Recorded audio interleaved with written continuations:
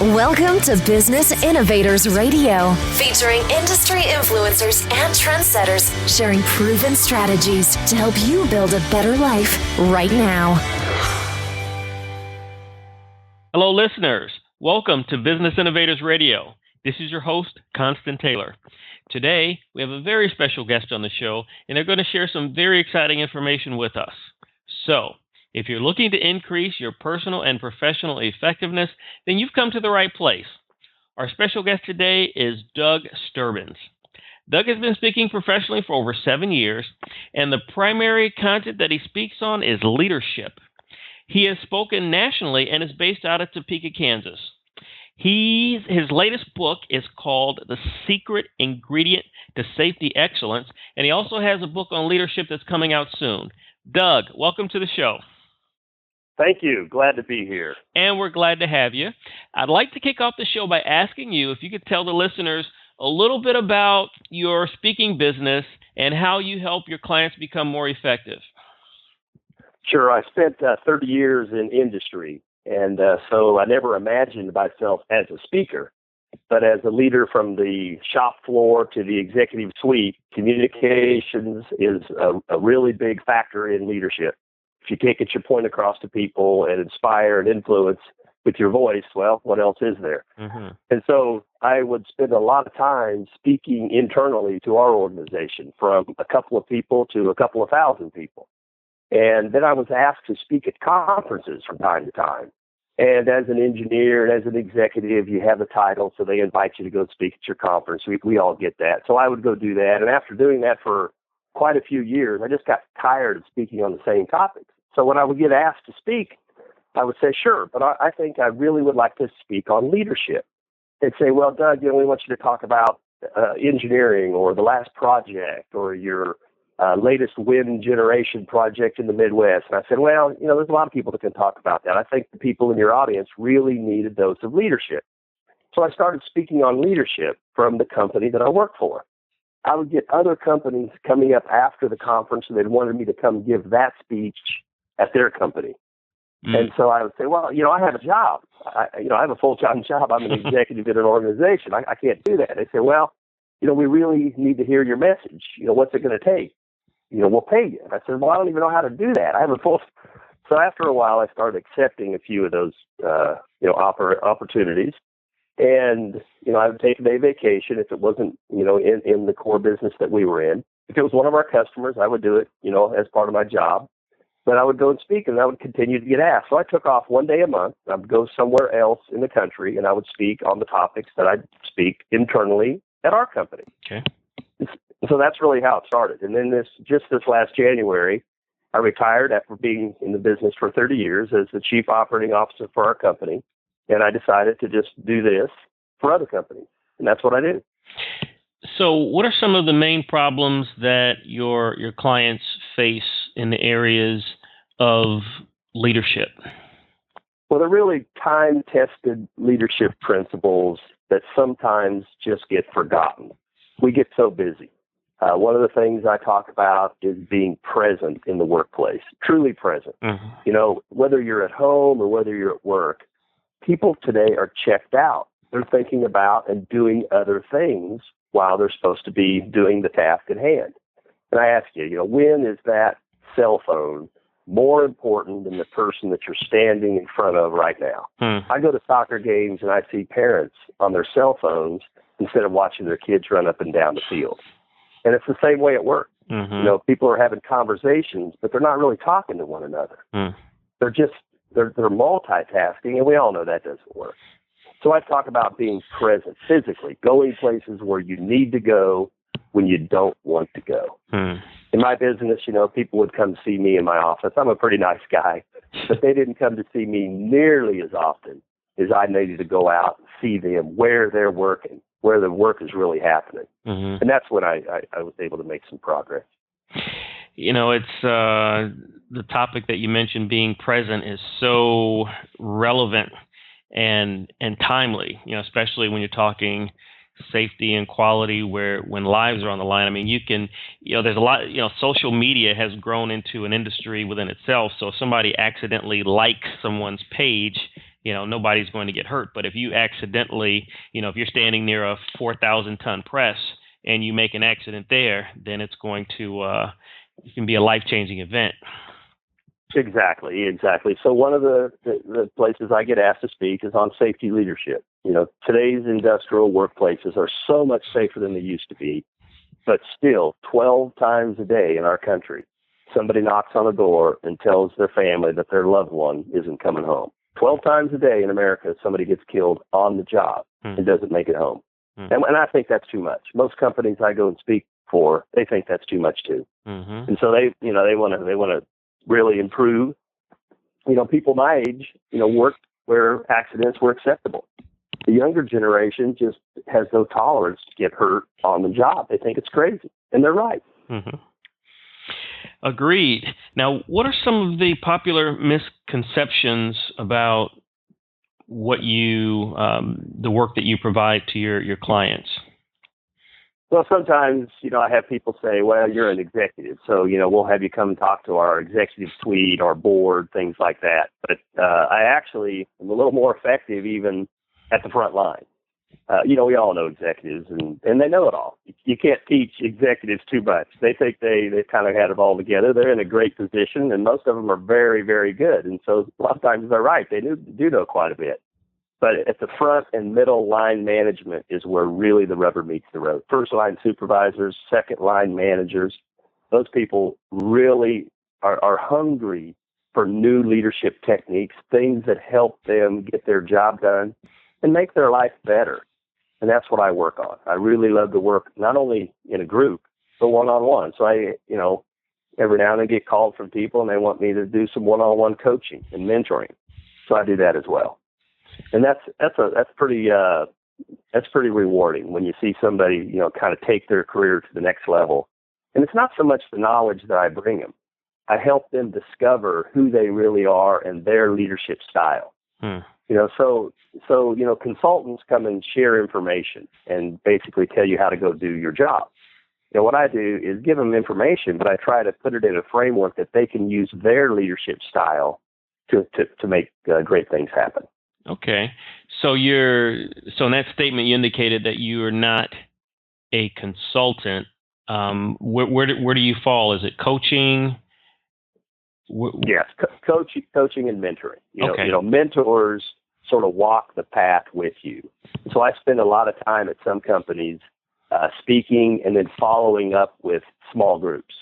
I was working for a company throughout the upper Midwest in Minnesota, the Dakotas, Iowa, and I would do one speech for the entire plant, all the members of the plant. Sometimes I would take a couple of different settings because they're all out there, working. So we'd rotate them through.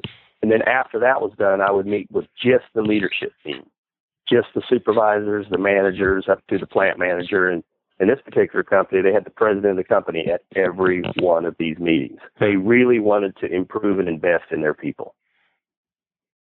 Okay.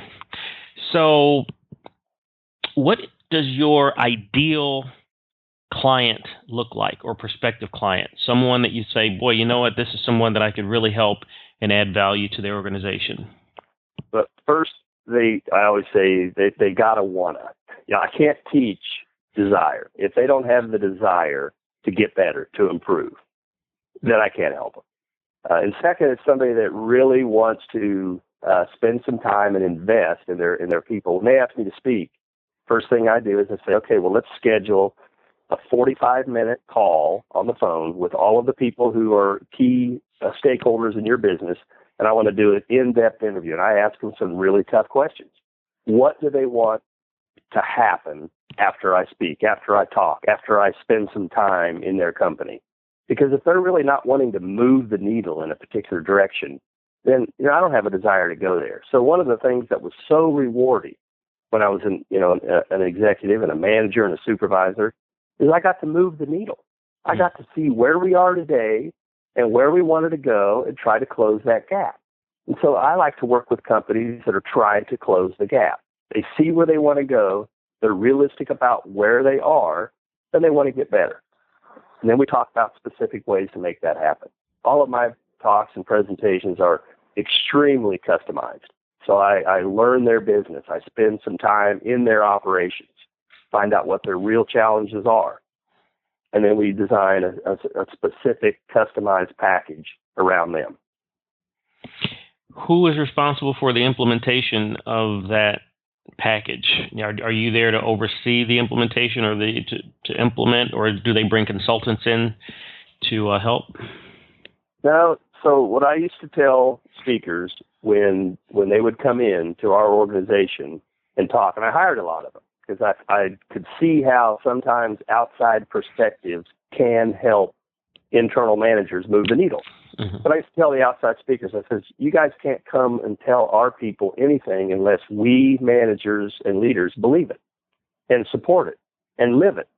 And so what I would do is I would get all of their points in advance. We'd work it all out. And then after they were finished speaking, our leaders and managers would stand up and talk about specific ways that we were going to implement this new information, this new technique, or just better live the way we wanted to live.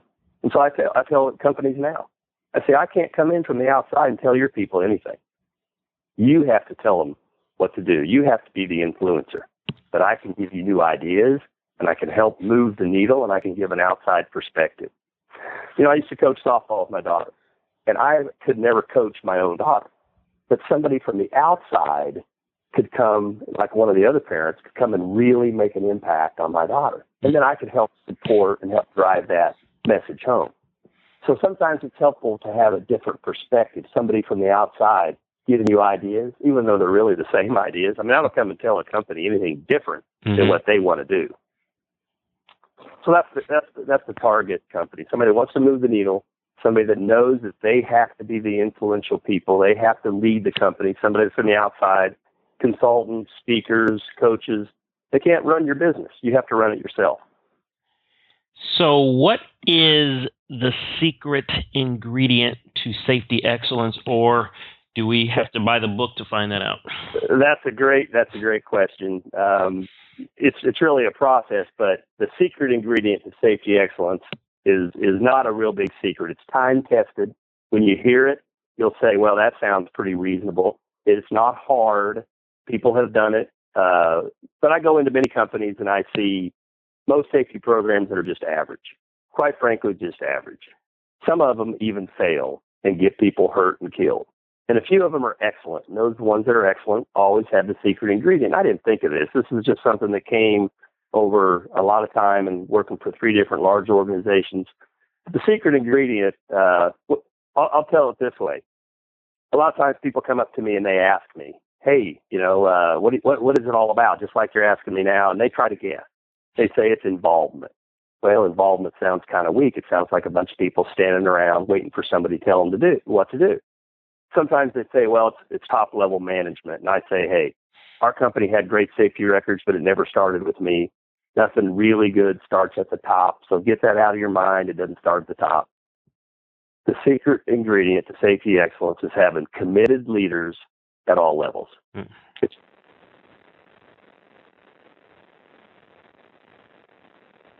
But I can take you through the process of how you get those committed leaders at all levels. I have a ton of stories about how people helped each other be safe when the supervisor wasn't present. Hey, if you're a supervisor or a manager at a large organization, you can't always be there. So what happens when you're not there is what really counts. That's what really matters. So with the last minute or so that we have here, can you share with the listeners one concept or thought so that if they don't get anything else out of this interview, this is what Doug Sterbenz wants to leave them with?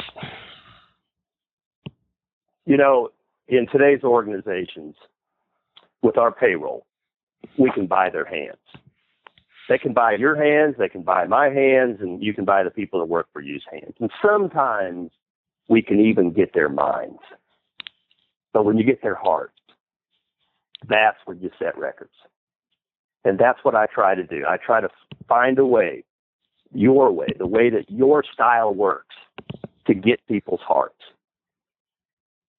And that's the key. It's so hard because formal leaders have been trained. I have an MBA. I have all these degrees. But the point is, none of those taught me how to really connect with people and be a human being. And sometimes that formal education tucks away the essence of who we are. Mm-hmm. The people around you need to know that you're real. Yeah. You're a human being. You have fears just like they do.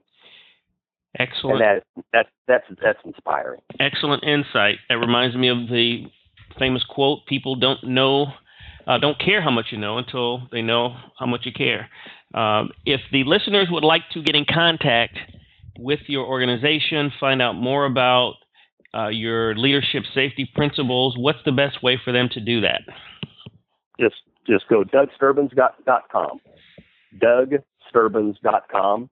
I run an organization called Present to Win Leaders. I have a pretty big presence online. You can look at my videos on YouTube or on Vimeo, and I have a lot of testimonials from clients on my website. Well, Doug, thank you so much for coming on the show. That was excellent and very insightful information that you shared with the listeners, and we appreciate it. Thank you.